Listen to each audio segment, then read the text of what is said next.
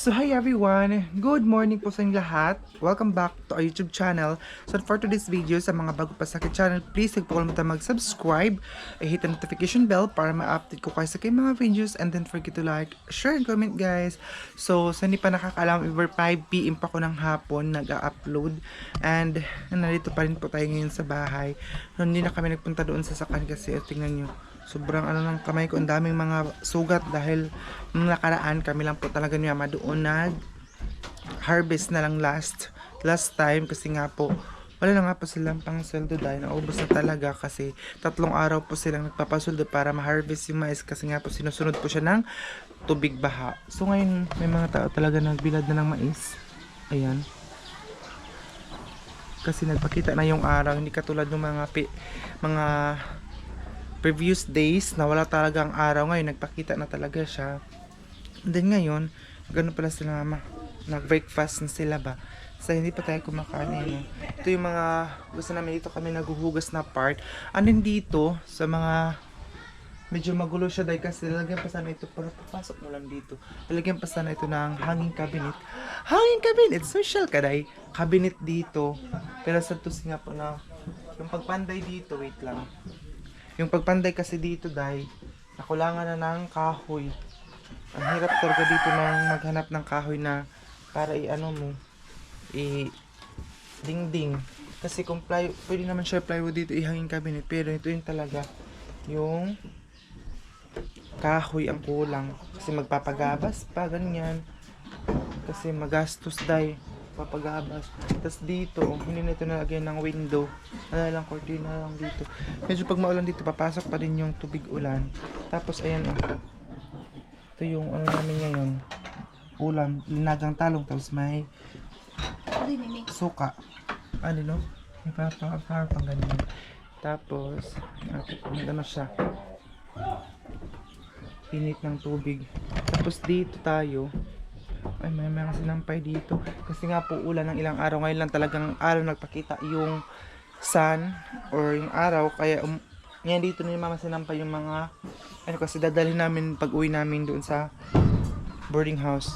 Ay, dami na natin mga manok, mga lagang hayop. Ayan, mga kamuting kahoy, mama na ng atanin. Ito dito, tour ko muna kayo dahil ha. Huwag nyo munang pansin ito mga sinampay-sampay kasi may mga viewers tayo na magagalit sila dahil pag may mga taring-taring or mga sampay-sampay dito. Saan naman namin ito sa sampay na ulan? Dito talaga ito sa sampay. May itlog pala dito. Kanina ba yung mga manok na itlog ganim eh? Kain. Yung isa nga doon ka karton? Iyang nitapit ka mama. Ito? Tapi ay ito tapit. So itutur ko muna kayo sa ito. Sana kung wala pang sahig, sana namin ito kitchen. Kitchen CR, ito yung kitchen namin, pero yung kitchen namin gigibain sana ito dito ba hanggang doon kasi lalagyan sana yun ng pinto. Kaso talaga dahil financial problem and also kahoy. Ito napinturahan na dito yung natin CR, pero may mga sinampay. Huwag nyo muna pansinin yan dahil kasi talaga ulan. Kaya dun siya sinampay. So, ayun na guys. Dito, may pintuan din doon. Ayan, pintuan dito. Tapos may pintuan din doon. Tapos, ayan. Ito sana ay ipapasimento sana ito dahil dito. Kasi nga po, siya, CR. Doon yung CR na part. Yung may bintana din doon. Tapos dito ay labahan. Tapos doon, ayan. Ayun, ginawa na lang sampayan. Tapos ayun yung mga container na mga gasoline station mga, pero hindi na siya nakapangumpra. Ito mga yung gasoline kasi mag-stock siya ng gasolina para pangbenta niya dito. Ito yung nakulangan siya tansay. Dito sana yung CR namin May na kami doon, may bowl. Pero walang simento kasi doon na namamasana. Ayun yung design para pumasok yung hangin kapag mag-CR ka dito. Ayan. Ayun ito yung bintana dito. Ay, may mga mataas na din na mga bahay dito. Hala, tubig na pala doon sa likod Natubigan na yung bahay. Bahay ng day. Grabe kabaho sa tubig. Hala, natubigan na pala mga tanim ni mama mga day kasi baha na. Ayan doon. Ayan sana yung gagawin naming septic tank or ano, basta yung septic tank para doon namin i-ano yung mga dumi. Ayan doon. Pero, ito ay hindi pa siya nagawa dito. Kaya, yun. Oh, yun yung balon namin dati. Pero, nga po. Malayo kasi ang transportation dito. Dito sa amin malayo. So, mag-rent ka pa ng malaking bangka para makaano ka day. Halauan? Magre-rent ka pa ng bangka para madala yung mga semento, mga balas, at saka everything na magagamit mo dito. Ayun. Kaya ayan, yung ginawang labahan dito. Tapos ay ginawa na nga muna nilang sampayan at saka ay mga court, ano ni mama, container. At saka yun mga carton, itlog yan ng manok. Pinapaitlogan ng Wala manok. nang mga laman. Tinulog ng ato. Si mama palagi po yung naka-jacket kasi palagi siyang nilalamig. Ay, ito, mag-init kami ng tubig ngayon. Ito, naghugas na din ng... Ito, open pa rin dito pero may ano, parang shower curtain na kaibaba siya pag gabi. Kiss-kiss na namang ano. Nag-kiss-kiss na siya ng mga... Ganyan. Yun yung panganay po namin na kasama po na mama dito sa bahay. Yung isang ate daw, yung isang ate ko nandun sa Surigao, may asawa na. Ito ay dito lang siya sa bahay. Ayan. Naglilinis, naglabada. Ganyan. Ito daw nga na ipikaon sa patong sa sako. Kain. Sapato, ito ang bak. Ako. So, ayun guys. Oh, nag-busy yung mga tao kasi nga po. Ngayon na nagpakita yung araw kaya nagpaano na sila ng mais. Puro kami sinampay yung dahil, oh, ito uniform ko hindi pa rin na ano. Hindi pa siya nag-uga ba? Ayun oh. Kasi ngayon lang talaga nagpakita yung araw mga day. Ano yung mga tao? Busy sila ngayon dahil nagbilad sila ng mais. Ayan. So ngayon mag-breakfast muna siguro tayo kasi hindi pa tayo kumakain. Ayan oh, yun ang gagawin namin sana namin si Tang yung ano. Ganyan. Ito yung kwarto nila mama dito, may pasusi sila oh. Sila susian nila ito pag umalis sila. Dahil ganyan. Ano ba ito? Ito pala yung sako ng mais. So, ano tayo? Ayun yung may isang sobra ng plywood at saka hardiplex. Ayun siya ng pangdingding dito oh, pero kulang talaga siya ng kahoy. Hindi siya, wala siya na dingdingan. Ayun. Ano muna kayo kasi ano muna tayo limang mo.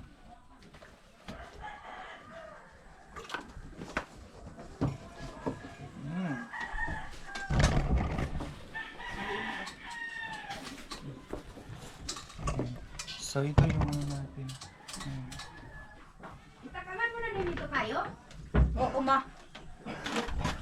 Ito yung lagayan namin ng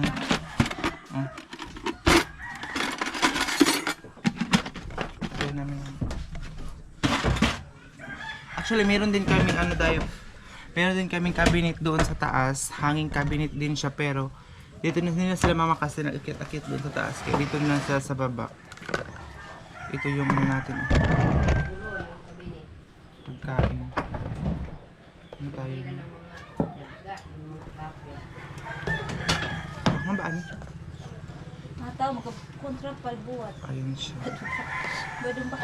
Dalawang yung susakan to. Magtuyo na lang ako eh. Lagyan ko lang siya ng suka. Kain tayo. Meron tayong talong. Simpleng talong lang.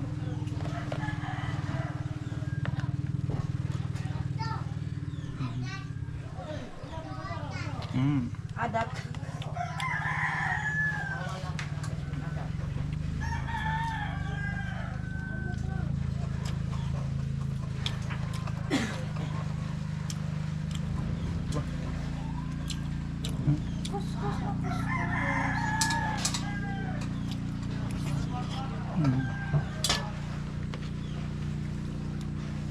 A few minutes later.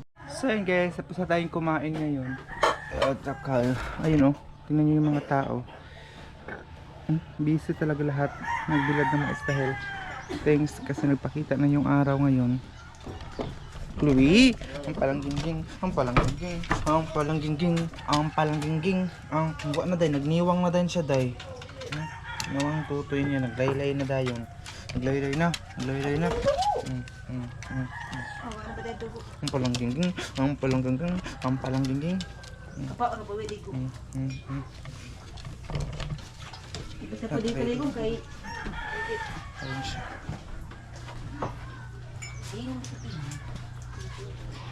Ito muna tayo eh. Ayun muna namin oh. Tana. So doon tayo sa taas kasi mag-ano muna tayo. Magtupi. Or mag-ayos doon. Ay, salamat Lord. Tingnan nyo oh. Ang dami binibilad nila ngayon na mais. Tsaka ayan. O tingnan nyo itong bahay guys. Ang bilis na ano. Kasi kahapon na ito ginawa pero may bubong na agad. Diba? Sobrang bilis nila magtrabaho. So ayun guys, ito muna ngayon ako sa kwarto kasi maglilinis tayo dito ngayon. Ayan kasi medyo ano siya oh. Kunin ko na itong mga charger. Kasi paggabi dito nag-edit ng video tapos ina-upload ko dito guys. Ang tagal, tag 1 hour before matapos yung upload. Kasi alam niyo po ba dito ngayon sa amin, mahina ang signal. Kahit nasa kahit wifi dito, sobrang hina po talaga niya. Ito yung wig ni Lia oh. Extension ni Lia. Hindi na yan siya. Ito yung charger ng GoPro. Nandito ako nag-i-edit ng video natin.